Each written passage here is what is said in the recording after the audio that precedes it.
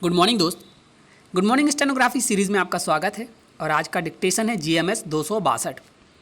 आगे बढ़ने से पहले आपको बता दें कि इसका आउटलाइन और इस डिक्टेशन का PDF आपको व्हाट्सएप ग्रुप टेलीग्राम चैनल पर मिल जाएगा।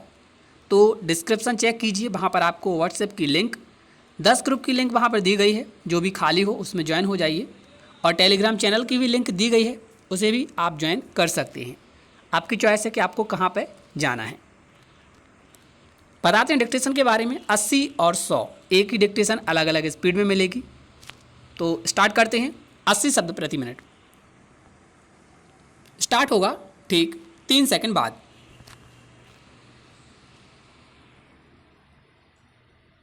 पराए प्रदेश में फंसे लोगों को उनके अपने प्रदेश पहुंचाने के लिए शुक्रवार को श्रमिक दिवस पर जो पहली श्रमिक स्पेशल ट्रेन चली, उसका न केवल स्वागत बल्कि अनुकरण करना चाहिए। करीब 40 दिन के लॉकडाउन के उपरांत देश को फिर जोड़ने वाली जो ट्रेन तेलंगाना के लिंगमपल्ली से झारखंड के हटिया के लिए रवाना हुई है, वह देश के लिए किसी खुशखबरी से कम नहीं है। अब केरल से ओडिशा और महाराष्ट्र से बिहार, उत्तर प्रदेश के लिए ट्रेनों का जरूरी सिलसिला चल पड़ेगा। महाराष्ट्र के मुख्यमंत्री उद्धव ठाकरे सहित कम से कम 4 राज्यों के मुख्यमंत्री विशेष रेल की मांग करते आ रहे थे। केंद्र सरकार और रेलवे अब बहुत नियोजित तरीके से विशेष रेल चलाने की नीति पर चल पड़ा है। इससे देश में राहत का एहसास बढ़ना चाहिए। ऐसी रेल एक जगह से चलेगी और केवल अपनी मंजिल पर जाकर रुकेगी। बीच में कहीं रुकने का प्रावधान नहीं है। एक बॉगी में 54 यात्री ही 1.5 मीटर की परस्पर दूरी बनाकर यात्रा कर सकेंगी। उम्मीद है बीच में ना रुकने वाली ट्रेनों में पर्याप्त भोजन पानी की व्यवस्था होगी। इसके अलावा लौट रहे लोगों की चिकित्सा जांच और कुछ दिन क्वारंटीन में रखने की व्यवस्था भी चाक चौबंद होनी चाहिए। एक साथ 1200 या 1600 लोगों को अपने यहाँ लाने का खतरा उठा रहे राज्यों को अपनी ओर से भी पूरे इंतज़ाम रखने चाहिए। विशेष रूप से बिहार और उत्तर प्रदेश जैसे जनबहुल राज्यों में करीब 45 लाख लोगों के लौटने का अनुमान है।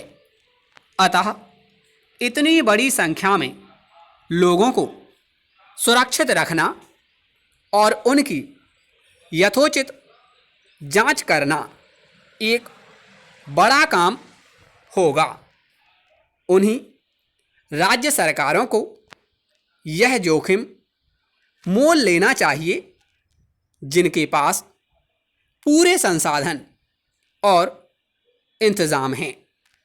केंद्र सरकार ने अगर इस घर वापसी योजना को मंजूरी दी है तो उसकी भी जिम्मेदारी बनती है कि वह ज़रूरतमंद राज्यों की मदद करे और किसी भी संदिग्ध को यात्रा से रोका जाए।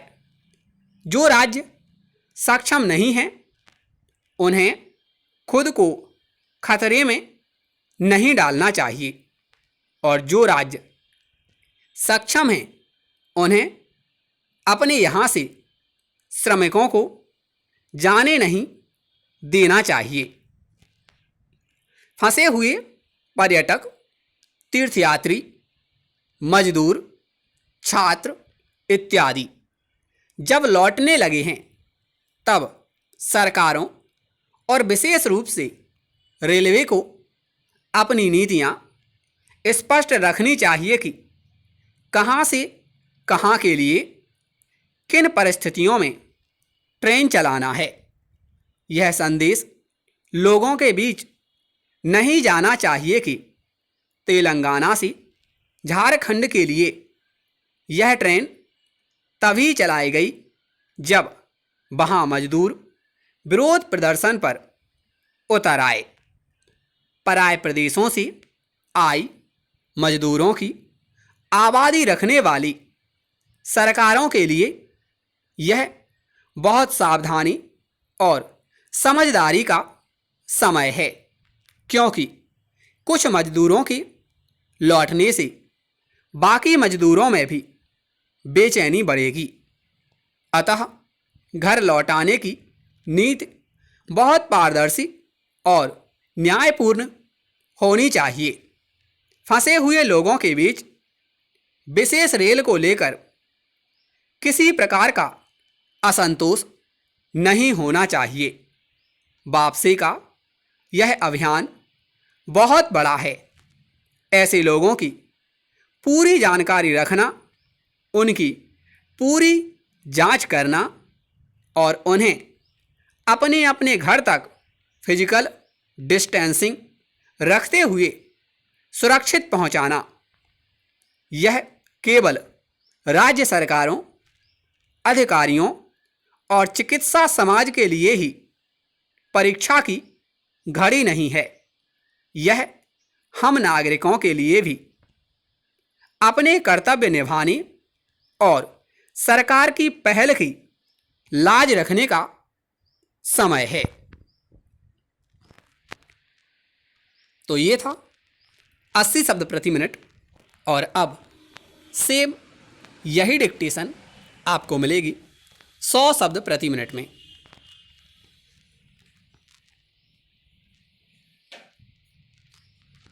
एक बार फिर से बता दें कि इसके आउटलाइन और इस डिक्टेशन का पीडीएफ व्हाट्सएप ग्रुप में मिल जाता है। तो कृपया कोई भी मित्र ऐसा कमेंट ना करें कि पहले जो आउटलाइन दी जाती थी वो क्यों नहीं दी जा रही, क्योंकि वो अभी भी दी जा रही है, अब और भी सहज और सुलभ रूप से। तो जाइए, डिस्क्रिप्शन चेक कीजिए, व्हाट्सएप ग्रुप को ज्वाइन कीजिए और वहाँ से पीडीएफ को प्राप्त कीजिए। स्टार्ट करते हैं 100 शब्द प्रति मिनट।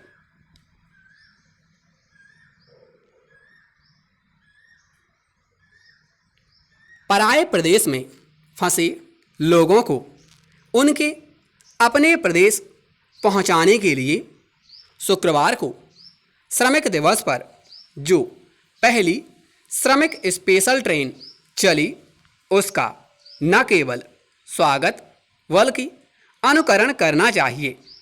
करीब 40 दिन के लॉकडाउन के उपरांत देश को फिर से जोड़ने वाली जो ट्रेन तेलंगाना के लिंगमपल्ली से झारखंड के हटिया के लिए रवाना हुई है, वह देश के लिए किसी खुशखबरी से कम नहीं है। अब केरल से, ओडिशा और महाराष्ट्र से बिहार, उत्तर प्रदेश के लिए ट्रेनों का जरूरी सिलसिला चल पड़ेगा। महाराष्ट्र के मुख्यमंत्री उद्धव ठाकरे सहित कम से कम 4 राज्यों के मुख्यमंत्री विशेष रेल की मांग करते आ रहे थे। केंद्र सरकार और रेलवे अब बहुत नियोजित तरीके से विशेष रेल चलाने की नीति पर चल पड़ा है। इससे देश में राहत का एहसास बढ़ना चाहिए।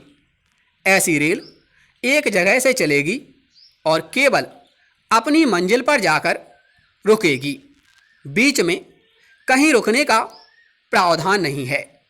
एक बोगी में 54 ही यात्री 1.5 मीटर की परस्पर दूरी बनाकर यात्रा कर सकेंगे। उम्मीद है बीच में ना रुकने वाली ट्रेनों में पर्याप्त भोजन पानी की व्यवस्था होगी। इसके अलावा लौट रहे लोगों की चिकित्सा जांच और कुछ दिन क्वारंटीन में रखने की व्यवस्था भी चाक चौबंद होनी चाहिए। एक साथ 1200 या 1600 लोगों को अपने यहाँ लाने का खतरा उठा रहे राज्यों को अपनी ओर से भी पूरे इंतज़ाम रखने चाहिए। विशेष रूप से बिहार और उत्तर प्रदेश जैसे जनबहुल राज्यों में करीब 45 लाख लोगों के लौटने का अनुमान है। अतः इतनी बड़ी संख्या में लोगों को सुरक्षित रखना और उनकी यथोचित जांच करना एक बड़ा काम होगा। उन्हीं राज्य सरकारों को यह जोखिम मोल लेना चाहिए जिनके पास पूरे संसाधन और इंतज़ाम हैं।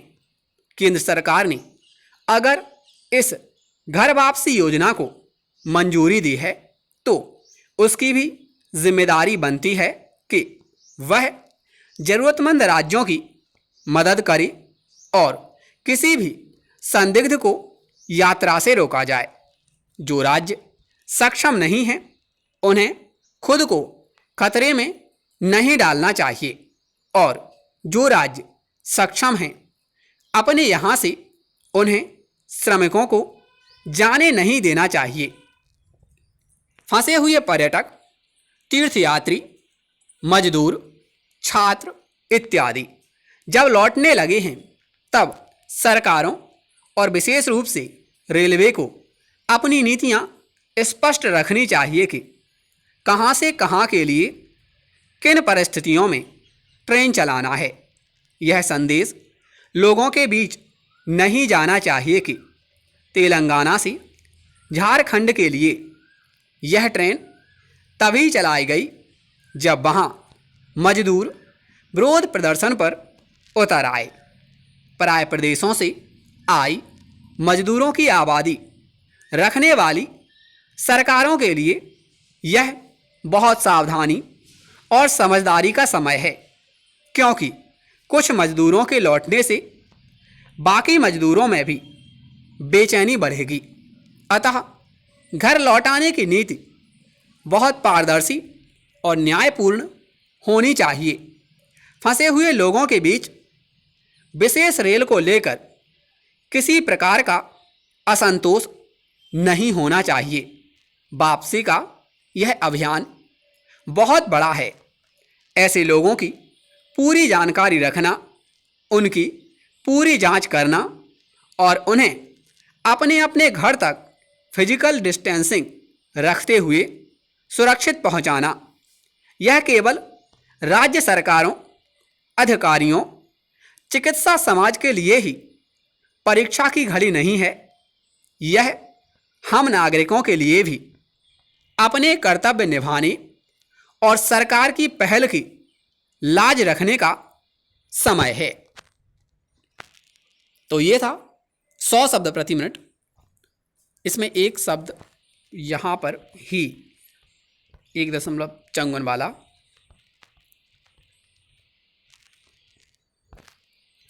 एक्स्ट्रा हो गया, अब बाद में ही बोला गया तो उसे मैच करते समय थोड़ा सा गौर कीजिएगा। चंगन यात्री ही ना भेजें, नहीं जाने देना चाहिए। ठीक है, तो यहाँ पर कुछ हुआ है तो देख लीजिएगा पीडीएफ से मैच करते समय, तो उसे आप गलती काउंट मत कीजिएगा। अगर आपने प्रॉपर लिखा है जो वॉइस है, मैं तो ये कहूँगा कि वॉइस को प्ले करके उससे मैच किया जाए तो बेटर है, क्योंकि पीडीएफ से मैच करना तो ज़्यादा वक्त भी लेता है और आपकी जो चॉइस है। बाकी सिंपल सजेशन ये है कि वॉइस प्ले कीजिए और पढ़ते जाइए कि आपने प्रॉपर टाइप किया है या फिर प्रॉपर लिखा है या नहीं। होप वीडियो पसंद आई होगी, लाइक कीजिए एंड शेयर कीजिए और कनेक्टेड रहिए। मिलते हैं जल्द ही।